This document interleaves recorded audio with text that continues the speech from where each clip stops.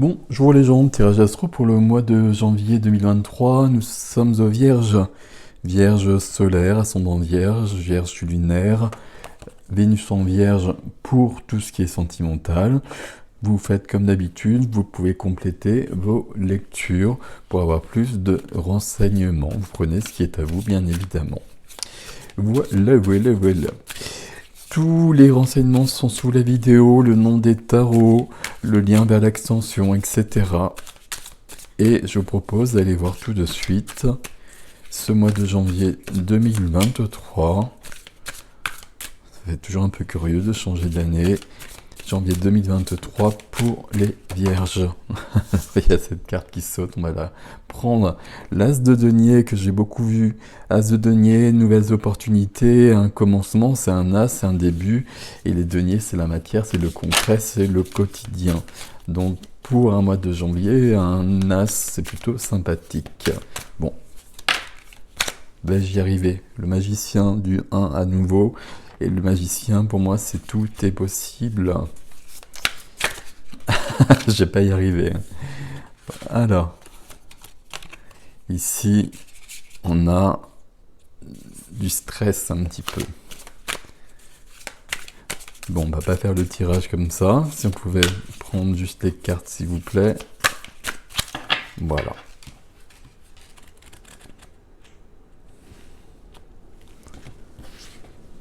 Voilà. Il y a beaucoup de vent, j'espère que vous n'entendez pas trop, que tout va bien. Ok, pour les Vierges, c'est parti. En 2 de deck, la Reine de bâton.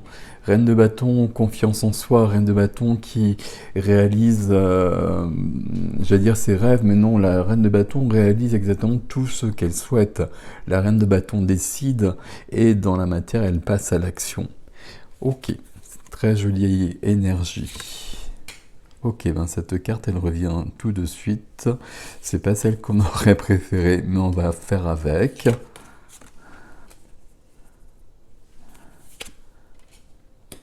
Tiens donc, j'ai eu ça dans un autre signe. C'était les taureaux, je crois.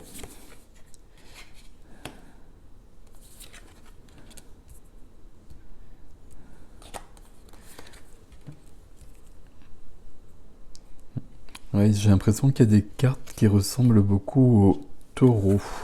Alors, c'est pas du tout la même énergie pour autant, mais il y a quand même des cartes communes. Alors, si ça vous parle, il y a quelque chose à ce niveau-là. Qu'est-ce qu'on a ici? On a une majeure, me semble-t-il. On a des épées, des coupes, des épées, des deniers. On n'a pas de bâton. Alors, on a la reine de bâton qui est là, mais on n'a pas d'autres bâtons. Reine de bâton, elle serait bienvenue par ici un petit peu, mais elle n'y est pas. Ok. Je regarde juste un petit peu là. Et puis on va y aller. Il y a beaucoup d'épées quand même ici. Il y a beaucoup d'épées. Oui. Ici, voilà, la carte avait sauté, et puis comme je vous l'ai dit, c'est pas celle que j'aurais préféré retrouver, mais elle est là. Donc si elle est là, c'est pour nous avertir, c'est pour nous renseigner, c'est pour nous permettre d'évoluer, pour nous permettre de vivre les choses mieux.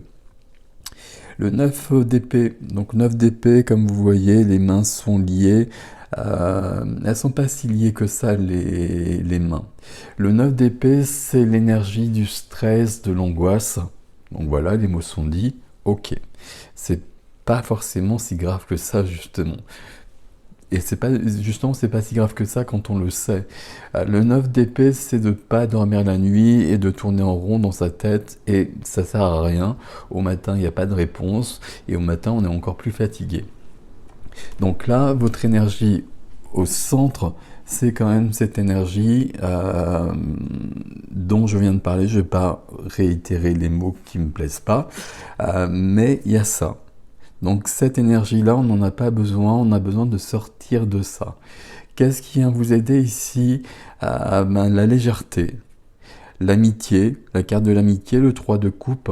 Alors, très clairement, ici, ce qui vient vous aider, c'est la légèreté, puisque ça, c'est un peu le contraire de la légèreté.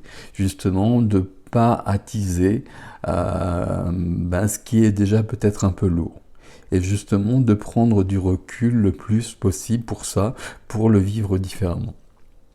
Ça, pour moi, c'est comme ça que je lis cette carte ici. Ça peut vouloir dire aussi, puisque c'est quand même la carte des amis, des proches, des personnes sur qui on peut compter, qui nous aident. Ça peut vouloir dire que dans notre entourage, justement, il y a des personnes qui sont là pour vous aider aussi, et qu'on peut demander de l'aide, qu'on peut parler, etc., pour atténuer ce qui est un peu trop lourd. Ok. La carte qui est freinée, c'est le cavalier d'épée. Cavalier d'épée, c'est celui qui va dire des choses.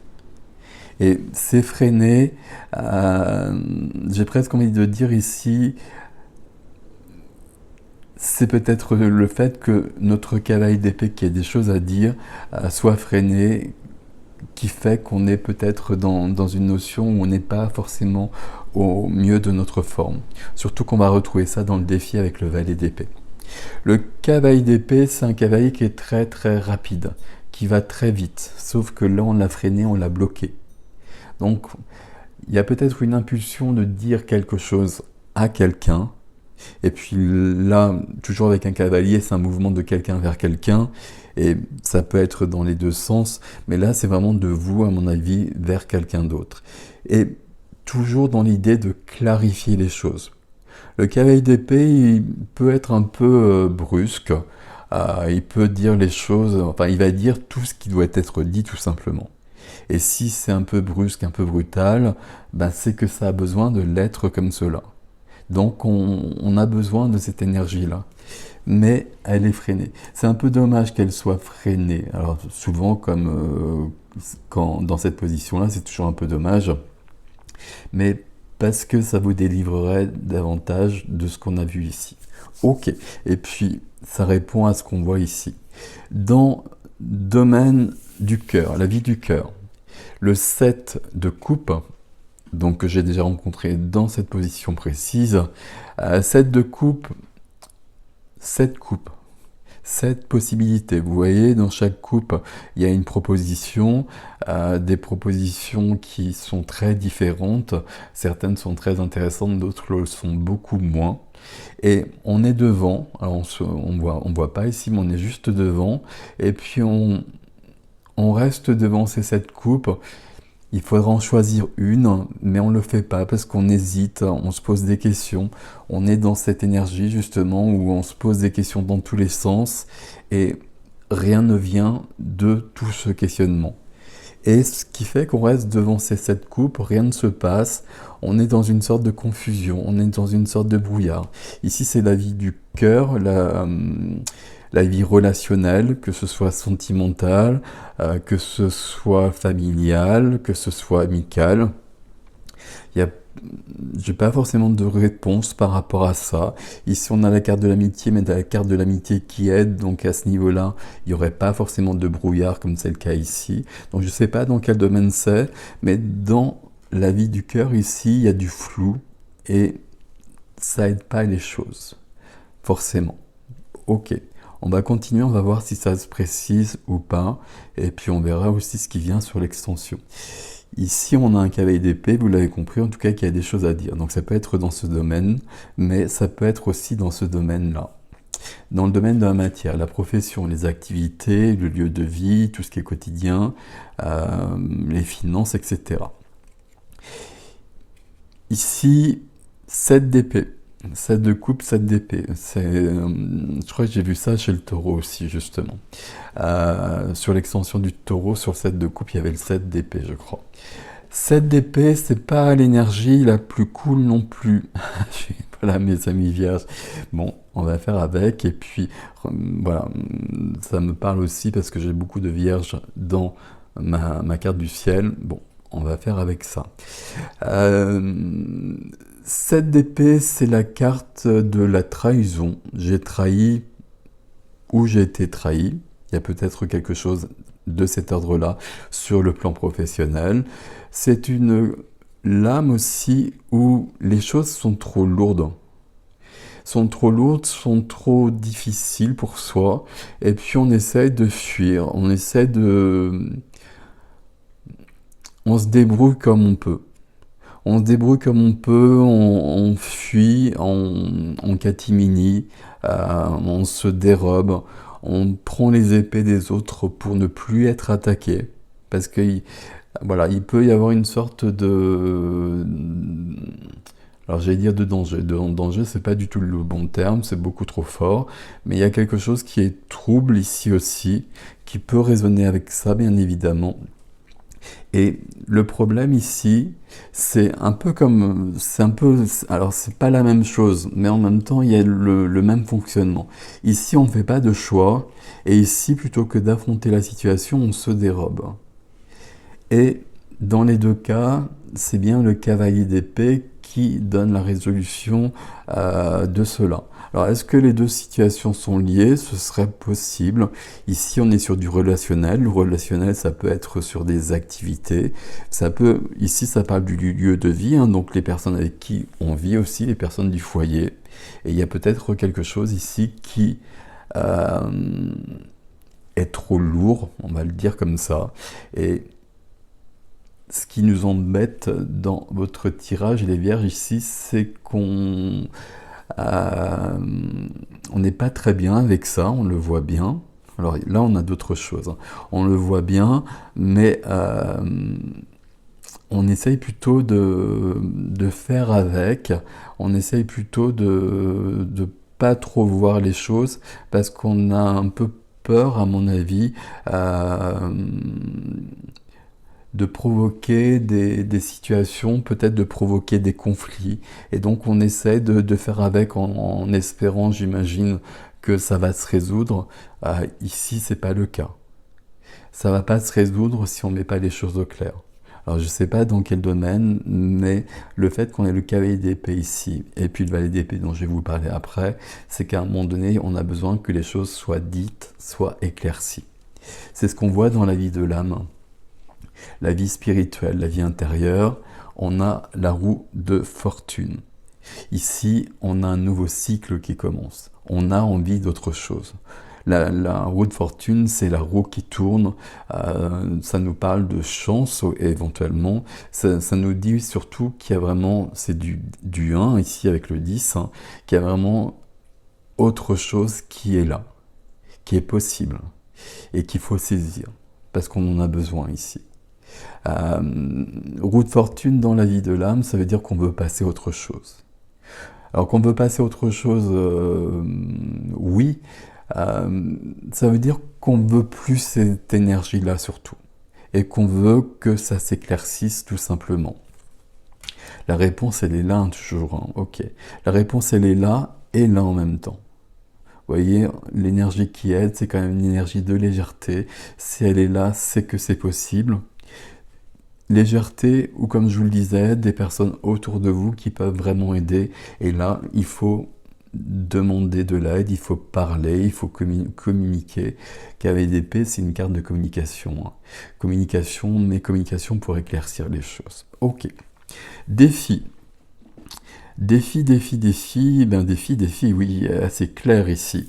Valet d'épée. La première carte des figures des épées. Ici, le valet d'épée, il parle de beaucoup de choses. Il peut apporter des nouvelles idées, le valet d'épée. Le valet d'épée, c'est quelqu'un qui va apprendre des choses, on est dans le mental, on est dans la communication, on est dans le verbe. Donc, il peut y avoir cette notion d'apprendre des choses, d'aller plus loin. Pour moi, c'est pas ça ici. Le valet d'épée ici, il va résonner, comme je vous l'ai déjà dit, avec le cavalier d'épée. Le valet d'épée, c'est une énergie où on veut que tout soit clair, que tout soit dit, mais on est dans le valet, donc on est dans les prémices, on est dans une énergie qui débute, qui n'est pas assez puissante. Avec le cavalier d'épée, on va pouvoir passer à une action, mais même le cavalier d'épée, c'est pas le roi d'épée, c'est pas la reine d'épée, c'est pas quelque chose d'aussi abouti. Mais ça permettra de dégager des choses. Le valet d'épée, c'est souvent une énergie, on veut que les choses soient claires, que les choses soient dites, et surtout on veut qu'il n'y ait pas de mensonge, et on veut que la vérité apparaisse. Vérité apparaisse, et puis là, vous l'avez compris, ici il y a quelque chose qui n'est pas très clair avec le 7 d'épée. On se dérobe parce qu'on ne veut pas faire face, parce qu'on ne veut pas voir. Il y a peut-être une histoire de trahison, et puis peut-être trop blessante et qui fait qu'on a plutôt envie de faire comme si ça n'existait pas parce que c'est un peu trop lourd. Et de la même façon, ici, on est dans une sorte de brouillard. Ok. Du coup, dans le défi, le valet d'épée, il est bienvenu. Mais derrière le valet d'épée, on a du 4 de denier. 4 de denier, c'est une énergie de 4, de carré, de quelque chose de figé en l'occurrence. Le 4, c'est une très belle énergie, mais l'ombre du 4, c'est que c'est trop figé, que c'est trop rigide, que c'est trop carré, et qu'on est enfermé là-dedans.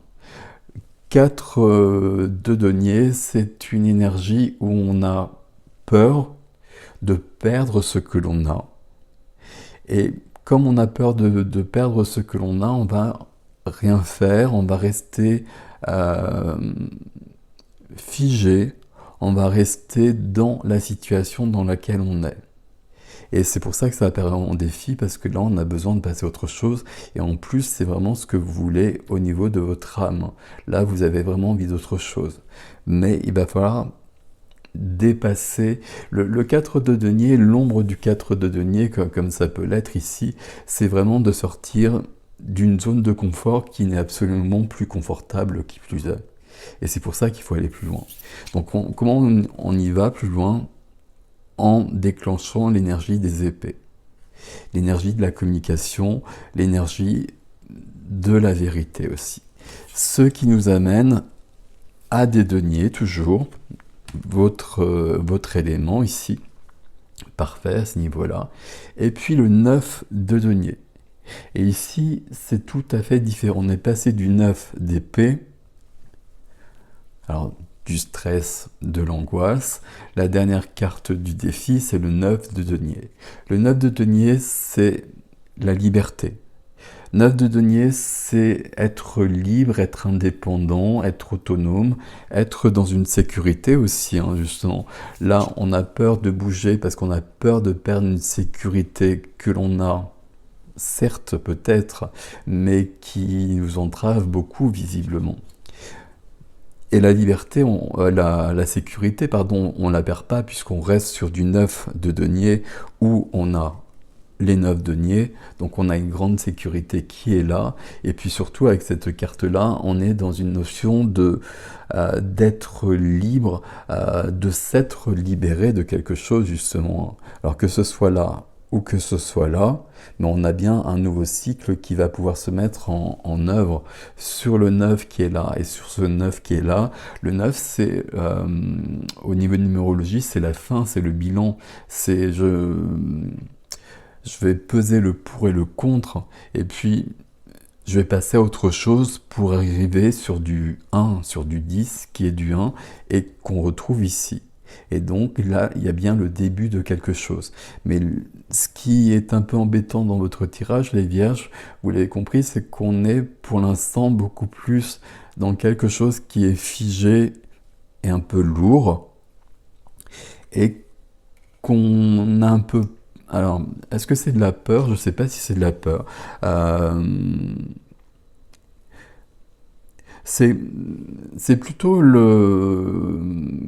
quand une situation est installée depuis longtemps, quelque chose que l'on vit depuis longtemps, et puis où on a trouvé ses repères, ses marques, et puis à un moment donné, au fur et à mesure, ça ne fonctionne plus, il se passe des choses. Alors, au fur et à mesure peut-être, où il y a peut-être un événement très très clair et très posé, très ponctuel, qui fait qu'on a besoin de remettre tout ça en question.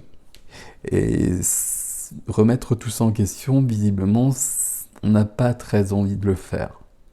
on n'a pas très envie d'aller plus loin, on n'a pas très envie, alors c'est pas aller plus loin, mais on n'a pas très envie de lâcher la proie pour l'ombre en fait. Mais pourtant ici, on en a besoin. On a besoin de regarder la situation, 1, 2, 3, la situation en face, de voir que ben, là, ça fonctionne pas bien, qu'il y a quelque chose qui n'est pas clair, et de quoi on a besoin. Ben, les cartes, elles sont dans votre jeu, en défi effréné, en revanche, hein, mais elles sont quand même dans votre jeu. On a besoin de cette énergie des épées. Des épées pour clarifier les choses, et avec le cavalier d'épée pour dire ce qui doit être dit aussi. Et si ça ne plaît pas, j'ai envie de dire tant pis, parce qu'on a besoin de passer à autre chose. La reine de bâton qui est là, elle n'est pas dans ce tirage-là. L'énergie de la reine de bâton, elle n'est pas dans ce tirage-là. La reine de bâton, c'est une énergie de grande confiance en soi. La reine de bâton, c'est quelqu'un qui va réaliser, qui va être qui elle veut être. Si un jour, et pendant une période, elle veut être quelqu'un de... Alors, quel exemple je vais prendre quelqu'un de gentil, quelqu'un de doux, elle le sera. Et puis, si un jour elle décide de changer de personnage, ce qui est un peu le cas ici, et qu'elle souhaite être quelqu'un de plus passionné, quelqu'un de plus dans l'action, bah, elle va simplement changer le personnage comme une comédienne. Comme un comédien, évidemment, il n'y a pas de genre ici. Et la reine de bâton, ici, ça aurait été bien qu'on ait cette énergie qui vienne un peu par ici. Cette énergie des bâtons, tout simplement, puisqu'on n'en a pas vu ici. Ici, on est... j'ai presque envie de dire, il y a trop de mental, de toute façon. Et puis, il y a trop de mental, mais en même temps, c'est le mental qui va vous faire évoluer, qui va clarifier la situation. Mais pas le mental où on tourne en rond la nuit et puis on dort pas la nuit, etc. Pas le mental qui fait qu'on se pose 10 000 questions par rapport aux actions, par rapport aux mots que l'on va dire, sur un signe de vierge notamment. Ici, c'est vraiment le mental et la communication où on va arrêter un peu de réfléchir et puis on va dire ce qui pèse sur notre cœur, ce qui pèse sur notre vie.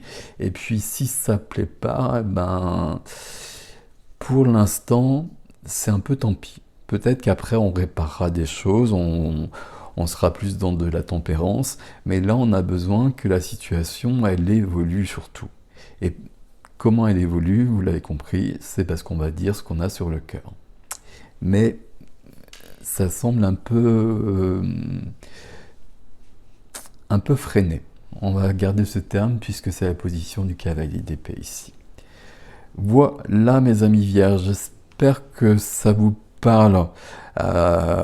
Oui, j'espère que ça vous parle pour que ça puisse vous aider. Quand on a un tirage comme ça, qui n'est pas forcément le plus sympathique, on va le dire comme ça, le but du jeu, c'est justement d'en tirer des informations, de voir est-ce que je suis vraiment dans cette situation, qu'est-ce qui correspond vraiment à cette situation, parce que là, pour moi, c'est pas forcément très précis, et peut-être que pour certaines d'entre vous, ça le sera davantage, je l'espère en tout cas. Ben, dans ce cas, vous savez que cette situation, il faut en sortir. Et vous savez comment en sortir, c'est par la communication, en disant ce qui doit être dit. Et toujours avec cette notion où là, on va pas essayer de plaire aux autres, parce qu'on a besoin de se libérer de quelque chose. On a besoin de liberté ici, hein, c'est la dernière des cartes ici. Hein. On passe de la notion où on a les mains liées ici, on est dans quelque chose qui est lourd, à quelque chose où on est épanoui, on est libre. Et c'est votre défi pour ce mois de janvier. Voilà mes amis vierges, on va voir avec l'extension que je vais faire tout de suite, vous avez l'adresse dans la barre d'information. Si on a plus de renseignements peut-être par ici, pourquoi on est dans cette énergie-là, ou peut-être qu'on aura autre chose. Voilà, voilà. Je mettrai le titre de toute façon sous la vidéo de l'extension. Je vous laisse mes amis vierges. Merci pour vos commentaires, pour vos likes, pour vos abonnements, etc. Vous savez que c'est important pour moi. Prenez soin de vous et dites ce que vous avez à dire. À bientôt.